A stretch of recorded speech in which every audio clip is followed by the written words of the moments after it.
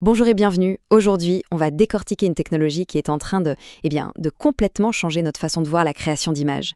Imaginez un instant qu'on puisse créer, modifier une photo simplement en parlant, comme si on discutait avec un artiste. C'est exactement ça la promesse de Nano Banana. Voilà, c'est la phrase du média Numérama qui résume tout. Et franchement, c'est exactement ça. On oublie les calques, les outils super complexes. L'idée, c'est de rendre la retouche photo aussi naturelle, aussi intuitive qu'une simple conversation. Et donc, de la rendre accessible à tout le monde. Alors, pour être un peu plus formel, Nano Banana, c'est en fait le nom de code d'un modèle de Google qui s'appelle Gemini 2.5 Flash Image.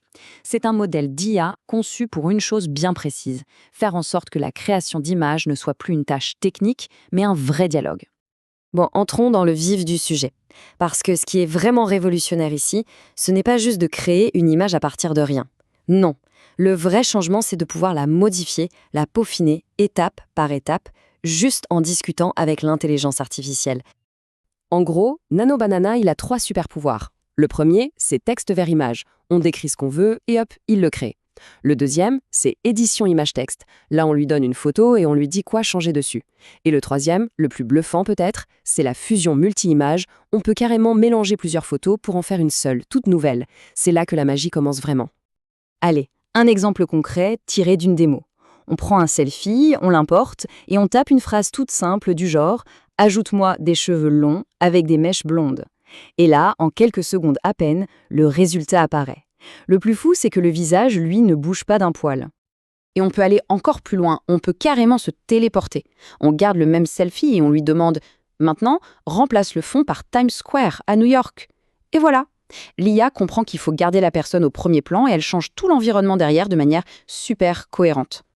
Là, on touche à quelque chose de plus émotionnel. On peut prendre une vieille photo de ses grands-parents en noir et blanc, un peu abîmée, et demander à l'IA de la remasteriser dans un style moderne et en couleur. Le résultat est juste bluffant. On a l'impression que la photo vient d'être prise hier. Et maintenant, une fonction un peu plus avancée. Disons qu'on a une photo de soi et une autre photo de son chat. On peut demander à l'IA de placer le chat dans mes bras. Alors, ce n'est pas toujours parfait du premier coup, mais le modèle comprend l'idée, il fusionne les deux images pour créer une nouvelle scène. Pensez au temps que ça prendrait sur Photoshop, des heures. Ok, maintenant qu'on a vu à quel point l'outil est puissant, la question que tout le monde se pose, c'est comment on fait pour l'essayer? Eh bien, c'est beaucoup plus simple qu'on pourrait le croire. En fait, il y a 3 portes d'entrée principales. La plus simple, c'est l'application Gemini sur son téléphone ou directement sur le site gemini.google.com. Ensuite, pour les profils un peu plus techniques, il y a Google Studio. Et enfin, il y a une plateforme tierce qui s'appelle Elmarena, qui propose un accès illimité. Et ça, c'est un point super important. Google Studio, c'est gratuit, mais ça marche avec des crédits, donc on est assez vite bloqué. Par contre, et c'est le youtubeur JC Digital qui le souligne, la plateforme Elmarena, elle offre un accès gratuit et illimité au modèle. C'est vraiment la bonne astuce à connaître pour l'utiliser sans contrainte. Juste avant de se lancer, il y a une règle d'or à avoir en tête. Et elle vient directement de la documentation de Google. La grande force de ce modèle, c'est qu'il comprend le langage naturel. Donc au lieu de taper des mots-clés comme chat, chapeau, canapé, il vaut mieux écrire une vraie phrase. Un chat roux qui porte un petit chapeau est assis confortablement sur un canapé en velours. Le résultat sera vraiment, vraiment meilleur. Bien. Passons maintenant à la question qui nous intéresse vraiment. Concrètement, comment est-ce que cet outil peut changer la façon dont on travaille dans certains métiers? Pour les gens du marketing et de la création de contenu, c'est une véritable révolution. Un créatif, par exemple, peut générer un storyboard de 3 scènes en une seule instruction pour visualiser une campagne de pub en quelques secondes. C'est dingue. Ou alors créer un logo minimaliste avec du texte parfaitement intégré sans passer des heures à bidouiller les calques. Le gain de temps est juste phénoménal. On peut aussi créer à la volée des autocollants style kawaii ou des fonds d'écran avec déjà un espace vide pour y mettre du texte. Dans le e-commerce, l'import est tout aussi énorme. On peut créer des packshots, ces photos de produits sur fond blanc, avec un éclairage de studio sans avoir de studio.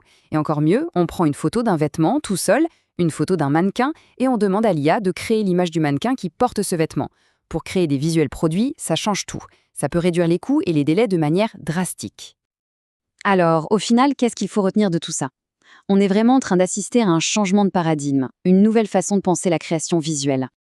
Un point super important, et c'est une question de responsabilité, Google intègre un filigrane à la fois visible et invisible qui s'appelle Cinti ID dans chaque image générée. C'est une mesure de transparence qui est juste essentielle pour savoir si une image a été créée par un humain ou par une IA. Pour résumer, la pure compétence technique sur des logiciels compliqués perd un peu de sa valeur au profit de la capacité à bien décrire sa vision avec des mots. La création d'images, en fait, est tout simplement en train de devenir un dialogue, une sorte de collaboration entre l'humain et la machine. Et tout ça, ça nous laisse avec une grande question. Si maîtriser l'outil, c'est maintenant maîtriser la conversation, quelle est la nouvelle compétence fondamentale, celle qui fera vraiment la différence pour les créateurs de demain?